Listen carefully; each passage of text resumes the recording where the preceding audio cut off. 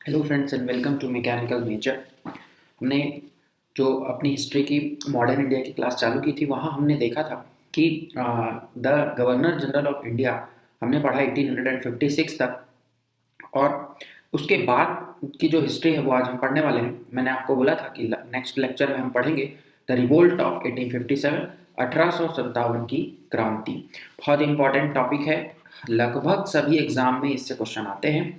और ये ऐसा मोड़ था भारतीय इतिहास का कि जहाँ से एक ऐसी क्रांति का उदय हम देखते हैं जो न पहले कभी हुई और न अब कभी होगी। तो देखते हैं कि क्या है 1857 की क्रांति।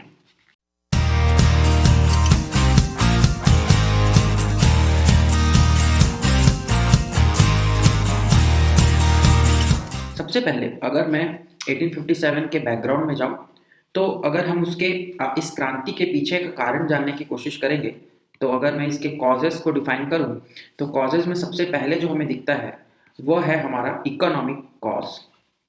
आर्थिक रूप से क्या क्या हमारे जो बदलाव हुए जिसके कारण इसके क्या हुआ, कंटेंट इतना बढ़ा, डिसकंटेंट इतना बढ़ा कि लोगों ने विद्रोह कर दिया। तो जो इंडियन इंडस्ट्री थी, जो हैंडलूम वगैरह की इंडस्ट्री थी, हैंडीक्राफ्ट इंडस्ट्री, वो क्या किया दिया गया था, उसको डिस्ट्रॉय कर दिया गया था, हैंडीक्राफ्ट को डिस्ट्रॉय कर दिया गया था। इंडियन इंडस्ट्रीज, इंडियन गुड्स की डिमांड बहुत कम हो गई थी, तो उनके पास जो है वो काम नहीं था। मनी लैंडर्स और ट्रेडर जो हैं वो क्या है, नए लैंडलॉर्ड्स के रूप में आ रहे थे, मनी लैंडर्स। ठीक है, जो हमारे साहूकार वगैरह थे वो क्या हो रहे थे, बहुत ज़्यादा पनप रहे थे। इनसे जो छोटे या मंझले व्यापारी थे या किसान था वो क्या करता था, इनसे पैसा लेता था और वो कर्जे में डूबता चला जाता था। तो वो भी एक कारण था और इनको सपोर्ट था इनका ब्रिटिशर्स का। देन हम बात करें ज़मींदारी, तो ज़मींदारी जो थी वो थोड़ी सी क्या हो गई थी, यहाँ पर आने के बाद हम देखेंगे कि ब्रिटिश उसके हस्तक्षेप बढ़ गया था ब्रिटिशर्स का, और ज़मींदार जो थे वो पावर उनका कम हो गया था। बार बार उन्हें टाइम लिमिट और पैसे के लिए क्या किया जाता था, बोला जाता था। तो जमींदार भी अपना पावर खो देते हैं। खास करके आप जो देखेंगे अवध में क्या हुआ था, 21,000 तालुकदार को उनके जो स्टेट थे, स्टेट का मतलब उनकी जो प्रॉपर्टीज थे उससे हटा दिया गया और वो एकाएक क्या हो गए, लैंडलेस हो गए या इनकम लेस हो गए। तो उनके बीच में भी क्या था, विद्रोह की भावना थी अंग्रेजों के प्रति। देन हम अगर बात करें, सेकेंड हमारा जो कॉज है वो है ऑफकोर्स पॉलिटिकल कॉज, राजनीतिक कारण। तो पॉलिटिकल कॉजेज में क्या क्या आएगा, तो राजनीति जो थी उस समय वो जो थी ईस्ट इंडिया कंपनी के जितनी भी पॉलिसीज थी, जैसे उन्होंने लेकर के आया था, हमने पढ़ा था लास्ट क्लास में, डॉक्ट्राइन ऑफ लैप्स किसकी पॉलिसी है, तो अगर आपको लास्ट क्लास देखे होंगे, yes, doctrine of lapse is policy of Lord Dalhousie. तो डलहौजी ने क्या किया था, डॉक्ट्रिन ऑफ लैप्स लाया। देन सब्सिडियरी अलायंस, ये भी मैंने आपको बताया है, सब्सिडियरी अलायंस, सहायक संधि व्यवस्था जिसे बोलते हैं। तो सब्सिडियरी अलायंस किसका है, yes you are right again, Wellesley, Lord Wellesley का है। तो ये सारी जो पॉलिसीज थी, इनके अलावा जो कंट्रोल करने की जो उनकी नीतियां थी वो इतनी ज़्यादा कठोर थी कि भारतीय राजाओं में भी उनके प्रति क्या था, आक्रोश जन्म ले चुका था। और भारत के जितने भी लोकल रूलर्स थे उनके मन में भी क्या था कि अब जो है वो पानी जो है वो सर से ऊपर चला गया है। देन हम बात करें socio religious causes, socio religious causes, सामाजिक सांस्कृतिक कारण। तो सामाजिक सांस्कृतिक कारण ये था कि समाज में धीरे धीरे क्या हो रहा था, जैसे कि विडो रिमैरिज के लिए जो कानून लाया गया। देन हम देखते हैं सती प्रथा का उन्मूलन। देन हम देखते हैं कि महिला शिक्षा को बढ़ावा दिया जा रहा था। तो उस समय की सोसाइटी इतनी खुली हुई नहीं थी कि वो इन सब चीज़ों को एक्सेप्ट कर सके। दूसरी चीज़ थी वहाँ पर कि जो एक्ट्स लाए गए, जैसे एक एक्ट आता है रिलीजियस डिसएबिलिटीज एक्ट, रिलीजियस डिसएबिलिटीज एक्ट, ये कब आता है, ये आता है 1856 में। इसमें क्या हुआ था, हिंदू जो पूजा पद्धति थी या हिंदू के कस्टम्स थे उनमें चेंज लाया गया था। जैसे कि यदि किसी हिंदू का बेटा धर्म परिवर्तन करता है तो उसे उसकी प्रॉपर्टी से बेदखल नहीं किया जा सकता। ये एक कानून था जो कि हिंदुओं के लिए बहुत ज़्यादा क्या था, कठिन था, और जो कि सर्वथा गलत भी कहीं ना कहीं दिख रहा था उस समय के लोगों को। तो ऐसे ही बहुत सारे कानून पास किए जाते हैं जिनके कारण क्या होता है, रिलीजियस डिस्क्रिमिनेशन भी जनरेट होता है। और क्रिश्चियन मिशनरीज का प्रभाव जो है वो बहुत ज़्यादा फैलता जा रहा था, जिसके प्रति भी जनता जो थी वो क्या थी, आक्रोशित हो रही थी। देन बाहर के जो इवेंट्स हुए, जैसे आप बोल सकते हैं कि अफगान वॉर हुआ, पंजाब के युद्ध हुआ, क्रीमियन वॉर हुआ, ये सारा युद्धों के कारण भी क्या हो रहा था वहाँ जो है जागरूकता एक तरह से आप बोल सकते हैं, और अंग्रेजी शासन के खिलाफ लोगों का जो मत है वो एकजुट होता हुआ दिख रहा था। फिर सबसे इंपॉर्टेंट जो है, जो कि तात्कालिक कारण भी बनेगा, वो थे सिपॉयज, डिसकंटेंट अमॉन्ग सिपॉयज। सिपाही के जो मन में क्या था, डिसकंटेंट था। मतलब सिपाहियों ने क्या किया कि वहाँ पर जो हमारे 1856 में जो गवर्नर हम जनरल हैं, जो गवर्नर जनरल आप देखेंगे वो है लॉर्ड कैनिंग। तो इनके द्वारा क्या किया गया, लॉर्ड कैनिंग के द्वारा एक एक्ट लाया गया जिस एक्ट का नाम है general service enlistment act. General service enlistment act, इसके तहत क्या होता था कि जो भी हमारे सिपाही थे, जो भारतीय जो सेना में शामिल हुए थे ब्रिटिश आर्मी में, उन्हें एक लेटर में साइन करना पड़ता था, जिसके तहत या वो एक अंडरटेकिंग देते थे कि उनकी ड्यूटी कहीं पर भी लगाई जाए तो वो जा करके वहां पर अपनी सेवाएं देंगे। लेकिन हिंदुओं में एक नियम था, प्रथा थी कि यदि हिंदू जो है वो समुद्र को लांघ जाते हैं या क्रॉस कर जाते हैं, तो उनका जो धर्म है या उनकी जो जाति है उनसे वो क्या हो जाएंगे, उनसे वो हाथ धो बैठेंगे, इस टाइप की कुछ उनमें फियर था। तो वहां पर भी ये भी एक कारण बना आक्रोश का। और जो कि सबसे ज़्यादा या फिर जो बोलिए कि सबसे इमीडिएट कॉज जो बनता है, इमीडिएट कॉज का मतलब त्वरित कारण, वो था कि जो सैनिकों को दिए जाने वाला नया राइफल। तो अब हम इसमें ऐड करेंगे हमारे जो कॉजेज हैं, उसको हमने डिवाइड किया। अब हम इसमें जो इम्पॉर्टेंट पॉइंट देखने वाले हैं वो है द स्पार्क या फिर बिगिनिंग, कैसे इसकी शुरुआत हुई। तो शुरुआत कहाँ से होती है, शुरुआत होती है उस जगह से जहां क्या होता है, एनफील्ड राइफल्स, एक राइफल है एनफील्ड राइफल्स, इसका नाम आपको याद रखना है। एनफील्ड राइफल्स में क्या था, जो नए राइफल आए थे उनमें जो कार्ट्रिज लगा हुआ था उसमें ग्रीसिंग की हुई थी, और जो ग्रीस थी वो बीफ और पिग फैट से बना हुआ था। मतलब बीफ का मतलब आप सब जानते होंगे, गौ मांस जिसे कहते हैं, और पिग के फैट मतलब सुअर के फैट से बना हुआ था। तो जो गौ माता थी या काऊ था, वो हिंदूज के लिए क्या था, पूजनीय था हिंदूज के लिए। और पिग जो है वो क्या था, मुस्लिम्स के लिए टैबू था, मुस्लिम में इन्हें निषेध था, इनको छूना या इनके बारे में जो भी है। तो मुस्लिमों के लिए ये निषेध था और हिंदुओं को ये पूजनीय थी। तो दोनों ही केस में क्या थे, वो जो ग्रीस्ड कार्ट्रिज है, और सेना में खासकर हिंदू और मुस्लिम ही आपको सैनिक ज्यादातर दिखेंगे। तो इन दोनों ने क्या किया, अपनी धार्मिक भावनाओं की जो है वो कदर की, और धार्मिक भावनाओं के तहत वो एनफील्ड राइफल्स को यूज करने से मना कर देते हैं। क्लियर है यहाँ तक। और अब जो है वो स्टार्ट होता है कहाँ से, तो कहानी शुरू होती है हमारी मेरठ से। मेरठ जो कि दिन है 10 मई 1857, यहाँ से जो है वो कहानी की शुरुआत होती है। इसके पहले अगर हम हिस्ट्री में झांके तो उसी साल मार्च 1857 में ही मैं बता रहा हूँ, बहरामपुर में भी सेम कांड हो चुका था। मतलब सेम केस, वही वेस्ट बंगाल में है बहरामपुर। यहाँ पर क्या था कि वहाँ भी सैनिकों ने विद्रोह कर दिया था इसी ग्रीस्ड कार्ट्रिज के कारण। फिर उसके बाद आता है अप्रैल का महीना, मार्च के बाद। और अप्रैल में कौन आते हैं, तो अप्रैल में आते हैं मंगल पांडे। देखिए इन सब की इन्फेंट्रीज वगैरह याद करने की बहुत ज़्यादा जरूरत नहीं है, बट आपको थोड़ा डेट याद रखना है, खास करके मंथ। तो मार्च में बहरामपुर में होता है, अप्रैल में कहाँ होता है, मंगल पांडे, जो कि कहाँ के हैं, बैरकपुर के। तो बैरकपुर यहाँ पर ये क्या कर देते हैं, अपने एक सार्जेंट को ये गोली मार देते हैं। ठीक है, सार्जेंट मेजर वगैरह थे उनके रैंक के, उनको ये गोली भी मार देते हैं। तो इन्हें क्या किया जाता है, फांसी दी जाती है। और 8 अप्रैल मतलब 1857 इस दिन इन्हें फांसी पे लटकाया जाता है, मंगल पांडे को।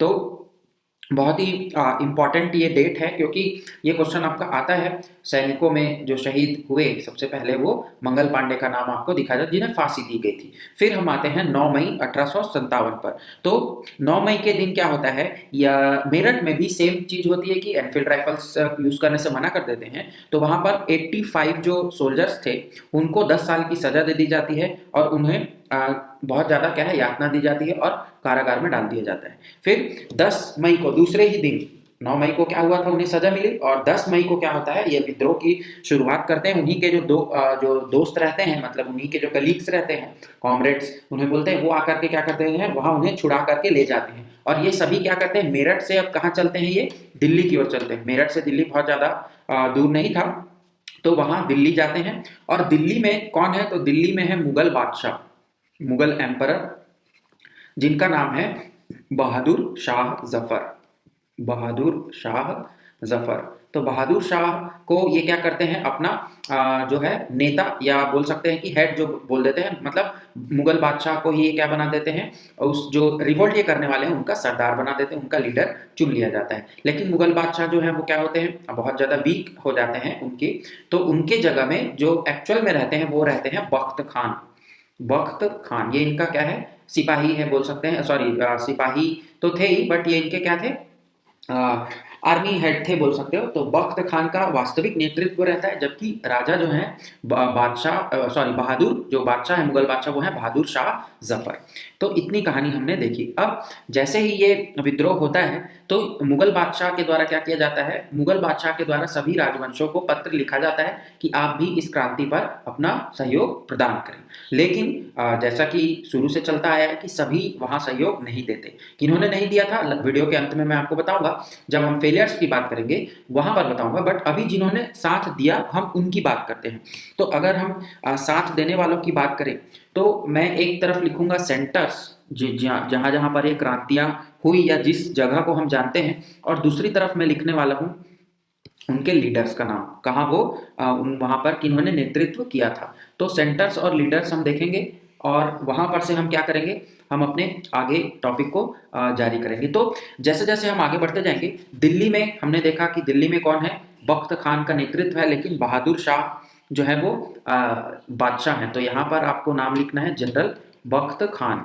बख्त खान ये वास्तविक वहाँ के जो लीडर हैं। देन सेकंड अगर हम बात करें तो दिल्ली के बाद आप आ जाइए कानपुर, आ जाइए। तो कानपुर में कौन है, तो कानपुर में है नाना साहेब। नाना साहेब कौन है, तो बाजीराव द्वितीय, बाजी राव द्वितीय के ये दत्तक पुत्र हैं। तो जिन्हें क्या है, दत्तक पुत्र होने के कारण इनको क्या नहीं किया जाता, गद्दी पर बैठने नहीं दिया जाता, इन्हें कानपुर भेज दिया जाता है। तो वहां से ये नेतृत्व करते हैं और ब्रिटिश आर्मी का अपोज करते हैं। देन हम चलते हैं लखनऊ। ये सारा क्वेश्चन आता है, देखिए ये पूछेगा कि कौन से जगह से किसने नेतृत्व किया। लखनऊ में है कौन, बेगम हजरत महल। बेगम हजरत महल, इनके जो पुत्र हैं बेगम हजरत महल के, बिजरिस कादिर, वो उनको ये क्या करती हैं, उनको ये सम्राट या राजा उस समय घोषित करती हैं। तो ये हम लोग को वहाँ याद रखना है। देन लखनऊ के बाद हम चलते हैं बरेली। तो बरेली में कौन आपको मिलेंगे, बरेली में मिलेंगे आपको खान बहादुर। खान बहादुर खान या खान बहादुर के नाम से आपको मिलते हैं, और ये वहाँ पर नेतृत्व करते हुए दिखेंगे, बरेली में खान बहादुर। देन पांचवा हम चलेंगे बिहार। बिहार या आप और स्पेसिफिकली बोले तो आरा का जो क्षेत्र है वहाँ पर, यहाँ कौन मिलेंगे, तो यहाँ मिलेंगे आपको कुंवर सिंह। कुंवर सिंह क्या है, बहुत लगभग 70 की उम्र हो गई थी इनकी, बट इनका जो उत्साह था वो कम नहीं था, और इन्होंने वहाँ लीड किया था। देन बिहार के बाद हम चलेंगे, बिहार के बाद फैज़ाबाद। फैज़ाबाद, तो फैज़ाबाद में कौन है, मौलवी, मौलवी अहमदुल्ला। अहमदुल्ला, मौलवी अहमदुल्ला फैज़ाबाद में मिलेंगे। देन फैज़ाबाद के बाद सबसे इम्पोर्टेंट और बहुत ही फेमस जो है वो है झांसी। झांसी की रानी आप सभी को पता है, यस आप सभी को नाम भी मालूम है, रानी लक्ष्मीबाई। रानी लक्ष्मीबाई ये लीडर आपको दिखेंगी। और लास्ट अगर हम देखें तो बागपत का जो एरिया है, बागपत ये एक सेंटर होता है, और बागपत में कौन है, शाहमल। शाहमल ये क्या किए थे, इन्होंने बहुत सारे सिविलियंस को क्या किया था, गांव गांव जाकर के जोड़ा था, और पत्र के द्वारा इन्होंने इस रिवोल्ट से जुड़ने की अपील की थी शाहमल ने। ये भी बहुत इंपॉर्टेंट रूलर आपको देखने को मिलेंगे। तो इतने सारे जो रूलर्स हैं हमारे, ये देखिए सेंटर्स, और ये सारा चीज क्वेश्चन आपको आता है। देन क्योंकि इनके जो सेंटर्स हैं और ये जो रूलर्स हैं, ये क्या होने वाले हैं, इनका जो रिवोल्ट है वह अब दबा दिया जाएगा। कैसे दबा दिया जाएगा, तो ब्रिटिशर्स जो है वो रेजिस्टेंस देते हैं और दबा दिया जाता है इनका जो विद्रोह है। तो हम देखेंगे कि कहाँ कहाँ किसने विद्रोह का दमन किया। तो सबसे पहले हम देखते हैं दिल्ली। तो दिल्ली में आपको जो ब्रिटिशर इम्पॉर्टेंट है पढ़ना है वो है हडसन। हडसन दिल्ली में है हडसन। निकलसन भी है और विलिंगबॉय भी है, बट लेफ्टिनेंट हडसन आपको दिल्ली में याद रखना है। इन्होंने वहां पर दमन का कार्य किया था, इन्होंने विद्रोह का दमन दिल्ली में किया। देन दिल्ली के बाद आते हैं हम कानपुर। कानपुर में अभी हमने देखा कि तात्या टोपे हैं, तो उनको व्हीलर, सर ह्यूज व्हीलर, ये नाम आपको याद रखना है, व्हीलर और कैंपबेल। कानपुर और कैंपबेल ये आपको याद रखना है। कानपुर और कैंपबेल दोनों ही साउंडिंग है, एक जैसे हैं। देन हम चलेंगे, कानपुर के बाद हम चलेंगे लखनऊ। लखनऊ में कौन मिलेंगे, तो लखनऊ में आपको मिलेंगे लॉरेंस, हेनरी लॉरेंस, लॉरेंस और हैवलॉक मिल जाएंगे आपको। यहाँ देखिए बहुत सारे लोग हैं जिन्होंने प्रयास किया था। Henry Lawrence, then Henry Havelock, then James Outram. James Outram, ये जेम्स आउट्रम ने क्या किया था, फाइनली वहां से कंट्रोल किया था। देन लखनऊ के बाद हम चलेंगे झांसी। तो ये आप सभी को पता होगा, झांसी में रानी लक्ष्मीबाई को किसने मारा था, तो सर ह्यूरोज, ह्यूरोज ने मारा था। क्लियर है, झांसी की रानी को। देन सिक्स्थ जो है वो है बनारस। तो बनारस में किसने किया था, तो बनारस में कौन है, कर्नल नील, कर्नल नील। ये बनारस के आपको आते हुए दिखेंगे। तो इतने इंपॉर्टेंट नाम मैंने आपको बताए। वैसे तो बहुत सारे हैं, जगह भी हैं, बट ये इंपॉर्टेंट जगह है जहां पर बहुत ज्यादा क्या हुआ था, विद्रोह का दमन जो है वो कराया गया था। बाकी जो है वो इन एरियाज के आसपास के जो एरियाज हैं वो धीरे धीरे क्या होते गए, अपने आप वहां पर सरेंडर होता गया।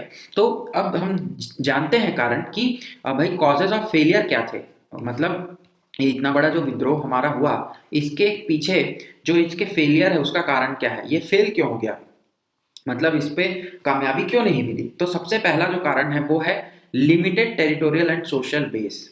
Limited territorial and social base क्या था, सभी राजा अपने अपने एरिया पर ज्यादा फोकस करके लड़ रहे थे, मतलब सबको अपना राज्य बचाना था। जैसे झांसी की रानी जो थी वो अपने राज्य पर फोकस कर रही थी, वैसे ही दिल्ली में भी थे, लखनऊ के जो थे, कानपुर में थे, वो सारे क्या थे, अपने लिमिटेड टेरिटोरी को सोच करके युद्ध कर रहे थे।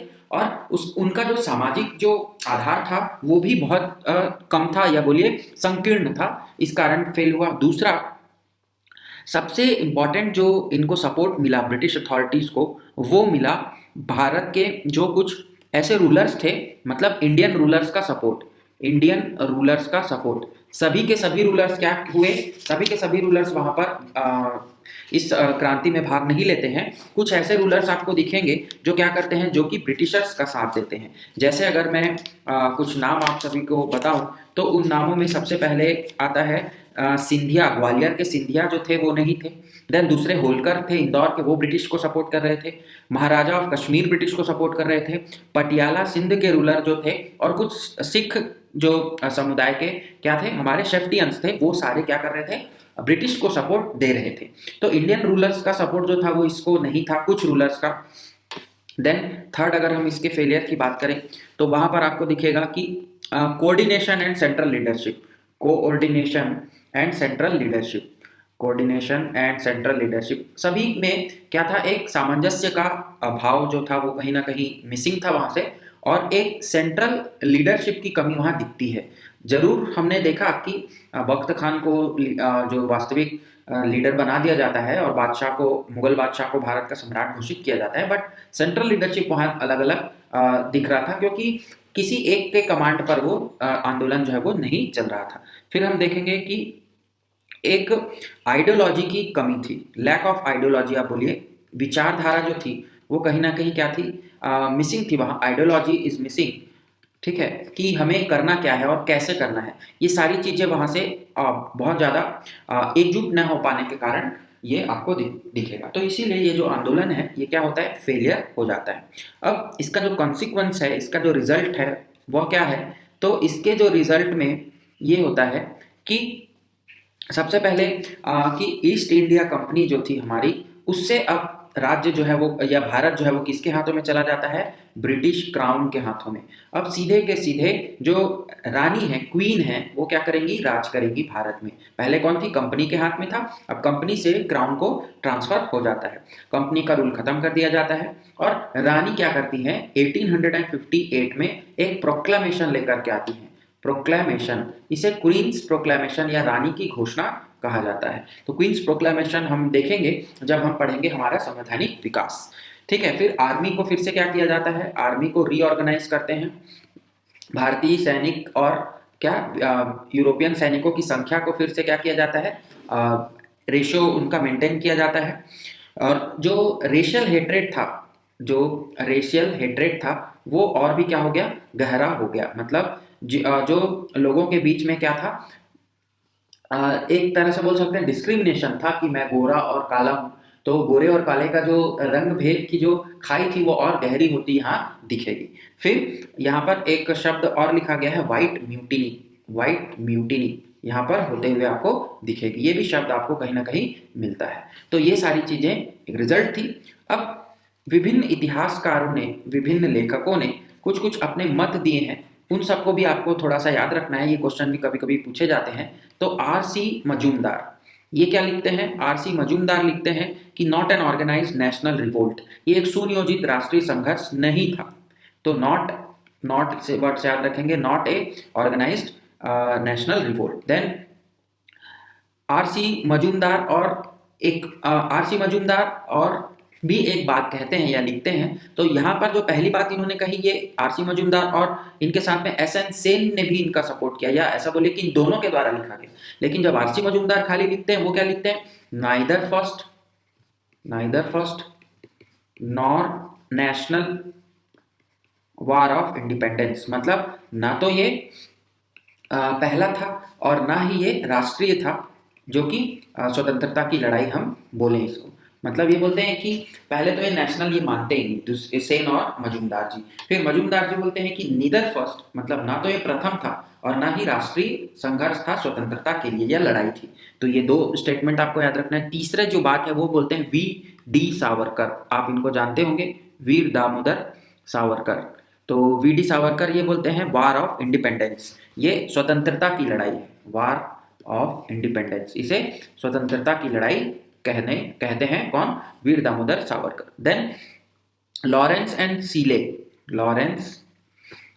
कुछ अंग्रेजी लेखकों ने भी इसे लिखा है इसके बारे में। तो लॉरेंस एंड सीले इसे बोलते हैं मियर सिपाही म्यूटिनी, महज एक क्या था, सिपाही विद्रोह था। मियर सिपाही म्यूटिनी, महज एक सिपाही विद्रोह का नाम दे देते हैं लॉरेंस और सीले।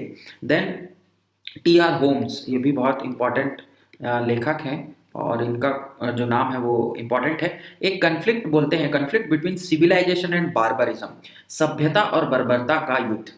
ये बोलते हैं conflict between civilisation and barbarism, सभ्यता और बर्बरता का ये संघर्ष या युद्ध, ऐसा ये बोलते हैं। Then TR. होम्स के बाद जेम्स आउट्रम हमने देखा था। जेम्स आउट्रम ये लखनऊ में इन्होंने क्या किया था, विद्रोह को दबाया था। तो जेम्स आउट्रम बोलते हैं a Mohammedan conspiracy making capital of Hindu grievances. ये बोल सकते हैं कि जो 1857 की लड़ाई थी वो पहली वॉर ऑफ इंडिपेंडेंस तो जरूर थी बट पूरी तरह से नहीं थी। लेकिन इसने क्या किया, इसने ऐसे बीज बोए जिससे राष्ट्रीयता की भावना का जागृत हुआ, लोगों में इस राष्ट्रीयता की भावना जागृत हुई। लोग जो है वो अब जानने लगे कि हम पर अंग्रेजों द्वारा जुल्म जो है वो किया जा रहा है और इसे दबाया भी जा सकता है। एक जरूर ये एक अटेम्प्ट था, लेकिन बहुत तगड़ा अटेम्प्ट था। इसने अंग्रेजी शासन की जड़ें हिला दी थी और बहुत ज़्यादा क्या किया था, लॉस कराया था। और लग रहा था कि अब अंग्रेजी शासन को कुछ ऐसे कदम जरूर लेने होंगे ताकि वो अपने आगे शासन कर सके भारत में।